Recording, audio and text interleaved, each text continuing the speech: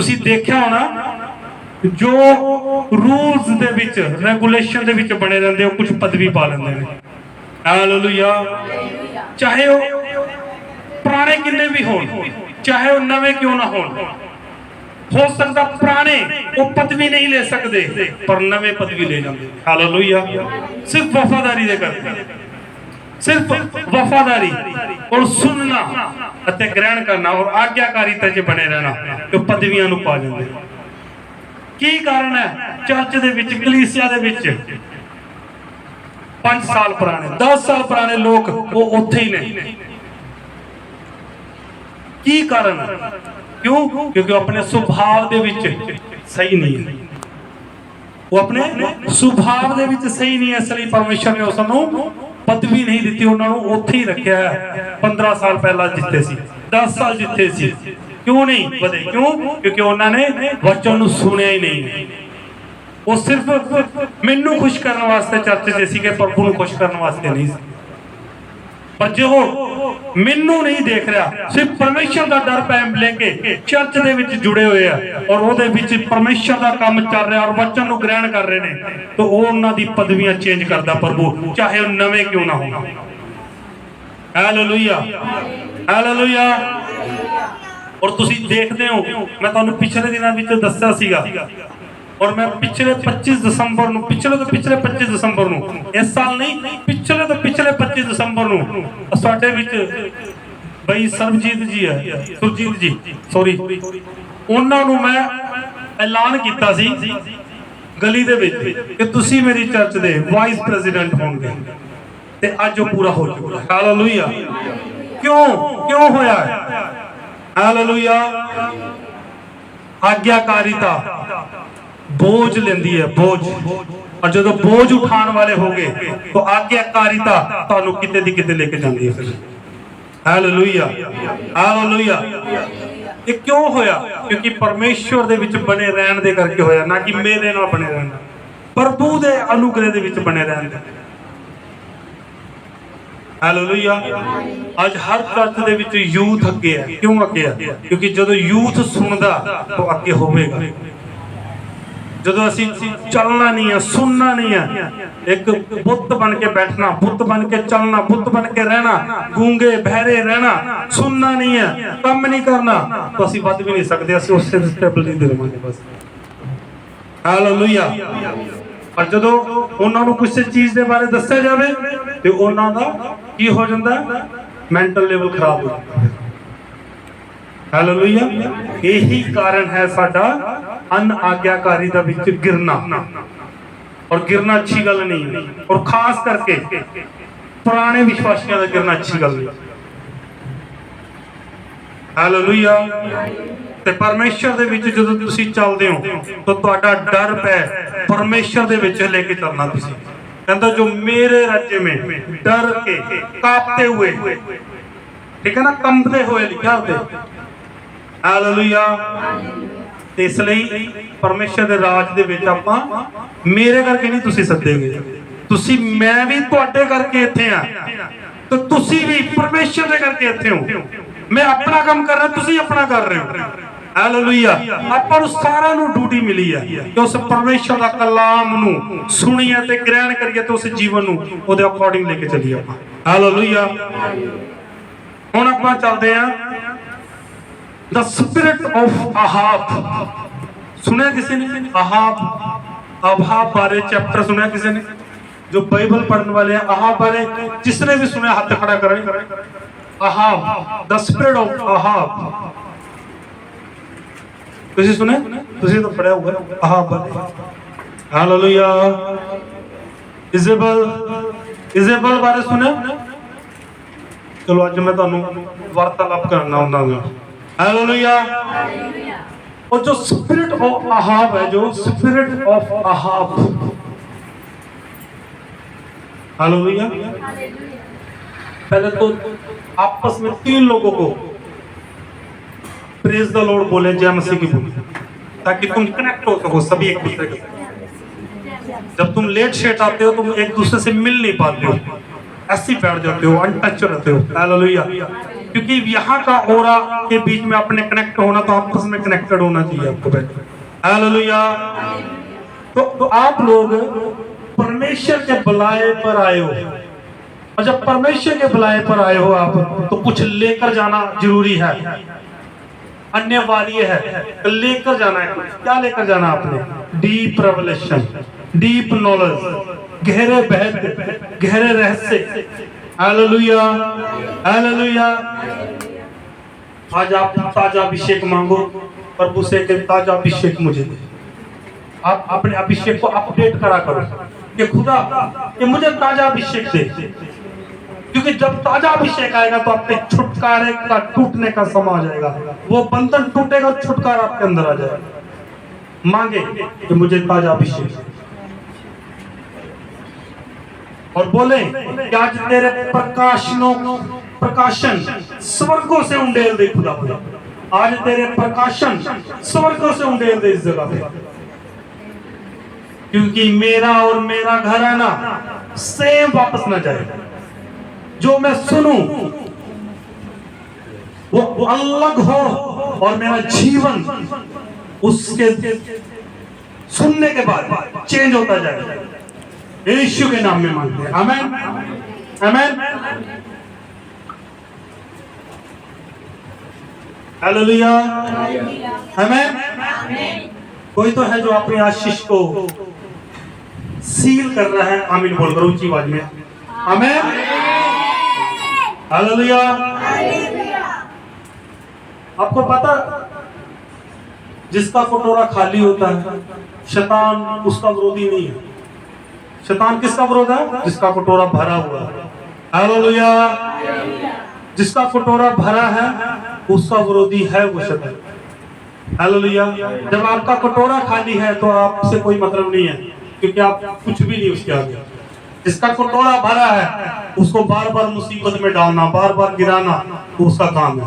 और वो जान ले, जो बार बार मुसीबत में पड़ता है, गिरता है, उठता है, तो वो समझ ले कि हाँ मेरा कटोरा उमड़ा हुआ है। जो उमड़ रहा है, बह रहा है, तो उसके साथ ही तो उसकी लड़ाई है। हालेलुया। तो इसलिए हमें अपने कटोरे को उंडेलना है, भरना है पहले। जब भरा जाएगा तो उंडेला जाएगा। जब भरा ही नहीं है तो कैसे उंडेलोगे? जब उंडेलना है के लिए आप तैयार हो जाओगे तो वो खुद भरना भी हो जाएगा शुरू। जब आपने सोच लिया कि मैं लोगों को बचाने के लिए तैयार हूँ, मैं लोगों पे काम करने के लिए तैयार हूँ, तो फिर क्या होगा? वो अभिषेक आपको मिलना चाहिए। फिर वो मांगना खुदा से। Hallelujah, hallelujah. तो आप लोग एक वचन निकाले, पहला राजा 21 की 15। पहला राजा 21 की 15।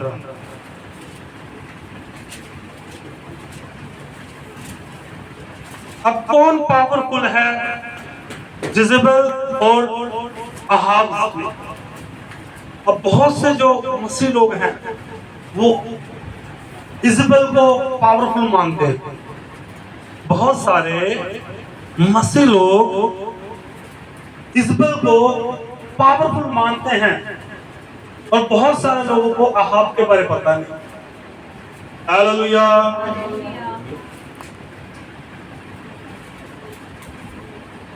अब आप में से इजबेल और अहाब के बारे में किससे कुछ पता है या नहीं पता? किसी ने कुछ सुना है? नहीं सुना?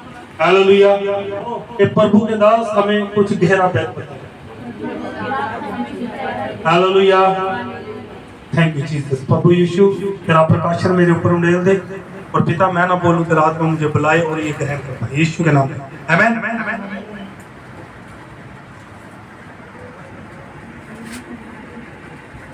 अगर आपको इजबेल से लड़ना है तो, अगर आपको इजबेल से लड़ना है तो आपको भागना पड़ेगा। ये मैं क्या बोल रहा हूं, समझ रहे ना? अगर लड़ना है तो भागना पड़ेगा, क्योंकि उसे बड़े बड़े प्रॉफिट, बड़े बड़े नबी भी उसे हरा नहीं पाए। बड़े बड़े 400 450 प्रॉफिट नहीं हरा पाए उसे। 800 850 के करीब प्रॉफिट थे, भविष्यवक्ता जिसे बोलते हैं।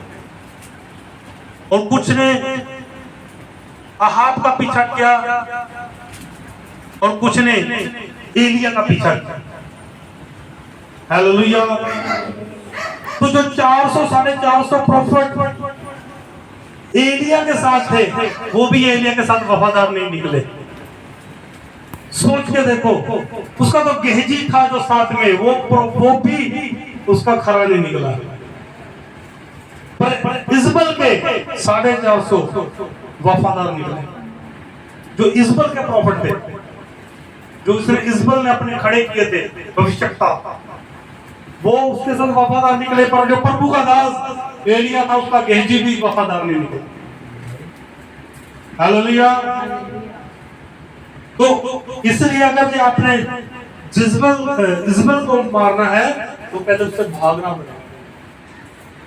और आपको पता, बाइबल बताती है एलिया भी भागा।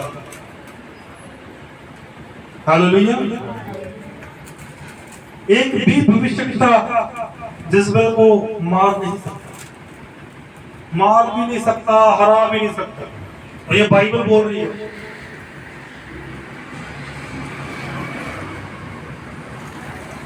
और कई भविष्यवक्ता अपनी लाइफ ऐसी जगह पर फंसा लेते हैं, ऐसी जगह पर फंस जाते हैं भविष्यवक्ता, प्रोफेट्स लोग, क्योंकि उनके पीछे कौन है? इजबल काम कर रही है। और इजबल क्या काम करती है? वो बड़ी बड़ी चर्चों को टारगेट करती है, झुंडों को टारगेट करती है। हालेलुया। अगर हम उसको पढ़ाई करें, उसको स्टडी करें, तो वो एक ऐसी स्पिरिट है जो मनुष्य जाति पे कब से काम कर रही है, कब से उनको गिराने के लिए तत्पर रहती है। हालेलुया। और उनको निकालने के लिए प्रॉफिट्स की जरूरत है, पर प्रॉफिट्स जो निकाल नहीं सकते। प्रॉफिट्स लोग, भविष्यवक्ता लोग, पास्टर की बात नहीं कर रहा, क्योंकि पास्टर तो उसके आसपास भी नहीं जा सकते। मैं आपको बोल रहा हूं, मैं पास्टर लोग उसके आसपास में नहीं भटक सकते, और प्रॉफिट्स लोग उसको हरा नहीं सकते। हालेलुया। उसको अगर हराना है तो अहाब को मारना पड़ेगा। हालेलुया। क्योंकि इजबल कोई दुष्ट आत्मा नहीं है, इजबल कोई प्रेत नहीं है, इजबल कुछ भी नहीं है। इजबल एक स्त्री है, एक रानी है, वो अहाब की पत्नी है। हालेलुया। हालेलुया। तो वो कौन है? वो कुछ भी तो नहीं है, पर लोग उसे इजबल को बड़ी मानते, पर इजबल के कान भरने वाले को बड़ा नहीं मान रहे।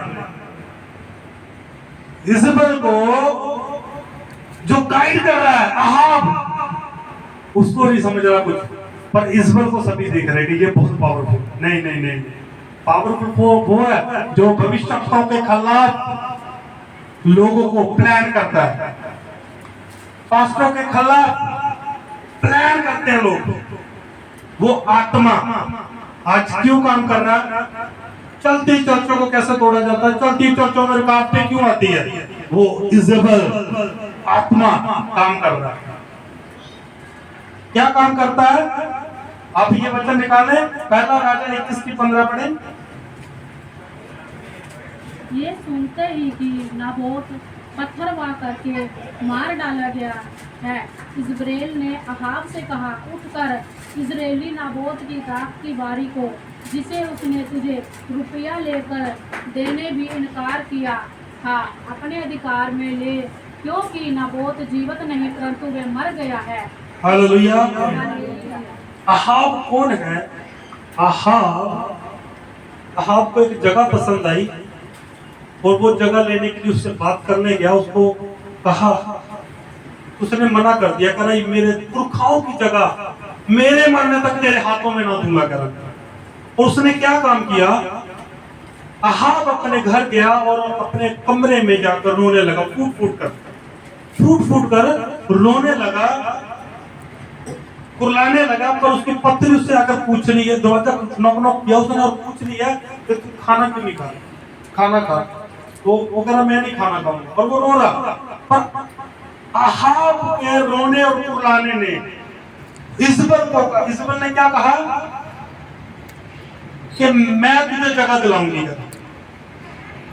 जिस जगह के लिए तू रो रहा है, जो जगह तुझे नहीं मिली और तू उसके लिए रो रहा, वो उसने प्रॉमिस क्या करे, मैं तेरे लिए लेकर आ रही हूँ, मैं लेकर आऊंगी तेरे लिए मुझे।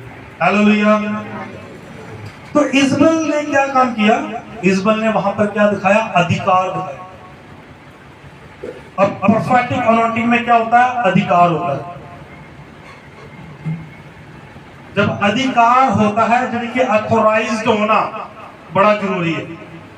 अब जो अहाब है, और आज मैच्योर लोग समझ पाएंगे मेरे वचन को, मैं सच बोल रहा हूं, नहीं तो उठ जाएगा ऊपर। मैच्योरिटी बड़ी जरूरी है आपकी, क्योंकि ये डीप रेवलेशन है।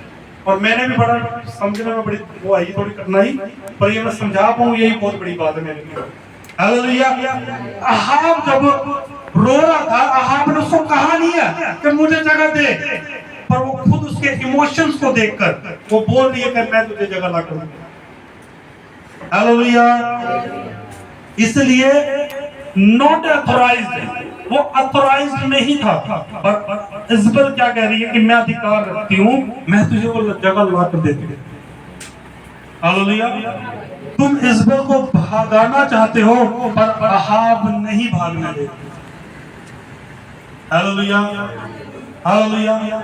क्योंकि वो जो अथॉराइज्ड है वो अहाब है, पर हम मानते हैं इजबल को। हालेलुया। एक दूसरे को बोलो कि आप क्या वचन के लिए क्या। हाँ, आगे लिखा है, जिस दिन अहाब की शादी हुई, शादी से पहले अहाब परमेश्वर को जानता था। सबने अगर पढ़ा हुआ तो समझ गए। अहाब की शादी हुई, और शादी से पहले वो क्या करता था? प्रभु को जानता था, और प्रभु का अच्छा भेद था उसके पास, गहरा बहस से। पर शादी के बाद क्या हुआ? उसने परमेश्वर की वेदियों को हटाया और शैतानी देवताओं की वेदी को लगाया। हालेलुया। हालेलुया। शैतानी वेदियों को लगाया और उस पर उसको पूजने भी लगा, मन्नत शुरू कर दी उसने। हालेलुया। जिस चीज से परमेश्वर सबसे ज्यादा नफरत करता है वो है मूर्ति पूजा। हालेलुया। और अहाब ने क्या काम किया? अहाब ने वही काम किया जो उसके पत्री के साथ जो देवते थे, उन चीजों को उसने रिसीव कर लिया, ग्रहण कर लिया, और प्रभु को छोड़ दिया, परमेश्वर को छोड़ दिया। और उसने पत्थर लगाए, वेदियां बनाई, और उसके ऊपर मन्नतें शुरू कर दी। हालेलुया। किसकी वो वेदियां बनाई उसने? बाल देवता की वेदी। बाल देवता की वेदियां पूजना शुरू कर दी उसने। हालेलुया। उसने पहाड़ों के ऊपर जो परमेश्वर की वेदी थी उसको हटाया और बाल देवता की वेदियों को लगा दिया, बना दिया। हालेलुया।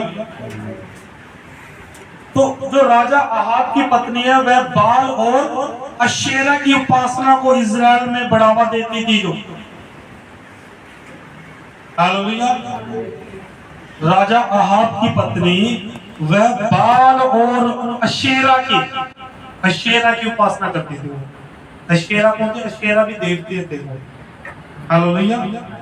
इजराइल में बढ़ावा देते थे वो कि परमेश्वर है नहीं, इस मूर्ति में सब कुछ है। हालेलुया।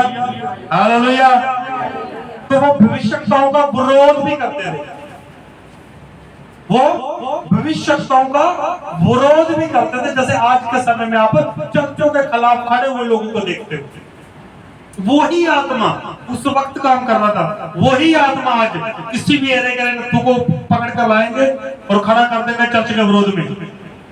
उसे अपने भी कुछ नहीं पता होगा, तो जीसस के बारे में उसे पता ही क्या होगा। हालेलुया। ये क्या है? ये अहाब की स्पिरिट है, जिसने वहां भी विरोध कराया और यहां भी विरोध हो रहा है, इस वर्ल्ड में, इस जगत में भी हो रहा है। हालेलुया। तो इजबल की आत्मा की जो विशेषताएं हैं वो क्या काम करती है? नियंत्रण और हेरफेर की आत्मा काम करती है। पहला तो उसका फल क्या है?